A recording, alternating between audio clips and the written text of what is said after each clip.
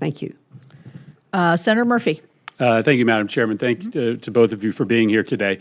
A few years ago, we worked really hard across the aisle to pass the Bipartisan Safer Communities Act, a bill that made changes in our gun laws, but in large part because it was a real priority for my Republican colleagues, also included billions of dollars in funding for school-based and children's mental health.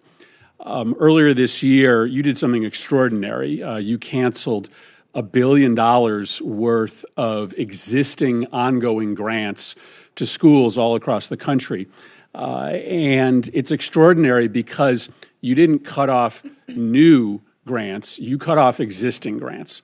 So in states all across the nation, blue and red, there are now mental health programs for kids that are shutting down, and kids who have been relying on really important adults in their life, these counselors and social workers, are losing access.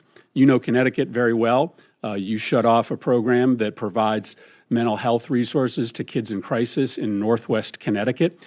When they did a survey of these kids and asked the kids who are in this particular program who the one adult was who they would go to if they were in mental health trouble or in response to a trauma, every single one of those kids in that program named the counselor funded by this program.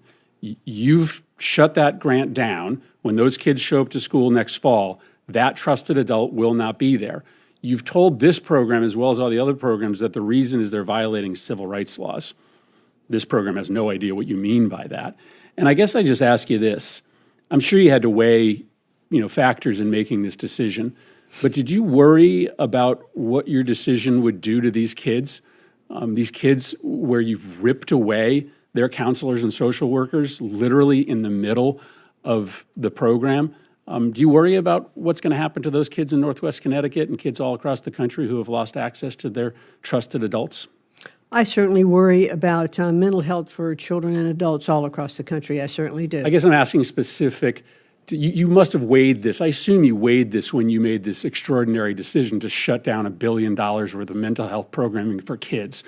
Did you worry about what you would do to those specific kids? Well, what we have to do, I think, and that's what our simplified funding program is going to do, is to put programs into a single grant that's going to the states to be determined how that money can be best used. But how did you weigh the impact? I'm asking about this specific decision. How did you weigh the impact that, again, these kids in Northwest Connecticut, they literally say, this adult is the most important adult in my life. And you made a decision to shut down that program. And this can be replicated all over the country. How did you weigh the impact on those kids? It's a really cruel thing to do to those kids. So did you think about the impact on those kids? Well, I certainly can't evaluate every particular program in every school district across the state. There are some areas that need mental health more than there are others. And there were programs in the mental health program that did deal with DEI and with gender issues, et cetera. And it wasn't just about the kind of things that you're talking about. So in totality, as we look at mental health grants across the country, we have to make sure that those programs are being used to serve best in those communities. Yeah. So, therefore, a governor or a principal or a state superintendent would have the best information relative to what is needed in that particular state. Yeah, we know what we need in Northwest Connecticut, and what we need is for the federal government not to rip funding away from these kids in need in the middle of the service program. Or to better allocate the dollars you have and provide those professionals across the state that can handle it. Let me ask you another question. Obviously, we're trying to understand what the Department of Education is doing with respect to the threats you've made against institutions of higher education. In the letter that you sent to Harvard demanding that they make certain changes, you told them that they had to end all of their diversity programs, but that they had to institute viewpoint diversity. That doesn't seem to make sense. How do you tell them to end all their diversity programs? And we assume that this is a mandate that you will make of other schools as well. How do you ask them to end diversity programs while instituting viewpoint diversity? Those seems to be totally contradictory. No, the diversity programs that we've asked and demanded to be eliminated were the DEI, where they were those programs actually were pitting one group against another. Isn't that was- viewpoint diversity a diversity program? A viewpoint diversity is exchange of ideas that's actually better, absolutely. Where Now in- here, because Harvard only has 3%, by its own numbers, 3% conservative faculty, do you think they are allowing enough of viewpoint diversity through that teaching Where on in the the campus? where in the statute does it give you the ability to cut off federal funding for a university based upon your decision, your determination that they don't have viewpoint diversity? Can you cite to a statute, an authority that Congress has given you to micromanage the viewpoint diversity of a college?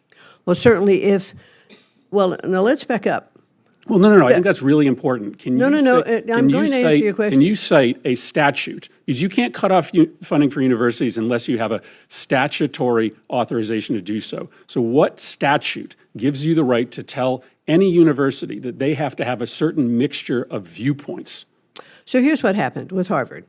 No, it was it's a the same pretty with simple. Columbia. I don't mean to be. I don't mean to provide being hostile. Well, here, I have to give but- you but some. I think you have to some cite the background. statute. The statute's Title VI. These were civil rights violations. That is why we filed a case and defunded or stopped the funding for a while for Harvard as well as we did Columbia.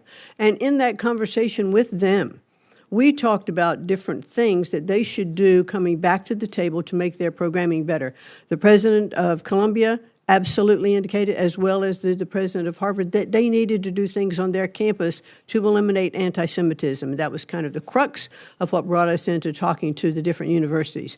And then we sat down with them to say, okay, these are other issues that you need to address on your campus because you do receive federal funding. I am and well under over- federal funding, if you are breaking the I law, am which well they over my did time, under but Title VI. I don't Well, that's- understand I've any answered your conception question. of It was civil Title rights VI. law to give you the authorization to micromanage viewpoint diversity on campus. That's not authorized under the civil rights title provided to you by the United States Congress. Thank you very much. Senator Merkley.